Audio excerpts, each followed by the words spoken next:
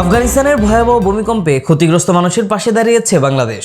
বিশেষ বিমানে যাচ্ছে জরুরি ত্রাণ, শুকনো খাবার, শিশু খাদ্য, কম্বল, শীত বস্ত্র, তাঁবু, বিশুদ্ধ পানি এবং প্রয়োজনীয় ওষুধ। প্রধান উপদেষ্টার নির্দেশে সরকার জরুরি সহায়তা পাঠাচ্ছে আফগানিস্তানে। এই কার্যক্রমে একসাথে কাজ করছে প্রধান উপদেষ্টার কার্যালয়, পররাষ্ট্র মন্ত্রণালয়, দুর্যোগ ব্যবস্থাপনা ও ত্রাণ মন্ত্রণালয়, স্বাস্থ্য মন্ত্রণালয় এবং সশস্ত্র বাহিনী বিভাগ। বাংলাদেশ বিমান বাহিনীর একটি বিশেষ ফ্লাইটে এসব ত্রাণ সামগ্রী আফগানিস্তানে পৌঁছাবে এবং তালেবানের নেতৃত্বাধীন আফগান সরকারের কাছে হস্তান্তর করা হবে। ত্রাণের মধ্যে আছে শুকনো খাবার, শিশু খাদ্য, শীতবস্ত্র, তাঁবু, বিশুদ্ধ পানি আর জরুরি ওষুধপত্র। পররাষ্ট্র মন্ত্রণালয় জানিয়েছে, মানবিক দৃষ্টিকোণ থেকেই সিদ্ধান্ত দ্রুত বাস্তবায়ন করা হয়েছে। 2022 সালের ভূমিকম্পের সময়েও বাংলাদেশ সহায়তা পাঠিয়েছিল। এবারও সেই ধারাবাহিকতায় ভ্রাতৃপ্রতিম আফগান জনগণের পাশে দাঁড়াচ্ছে বাংলাদেশ।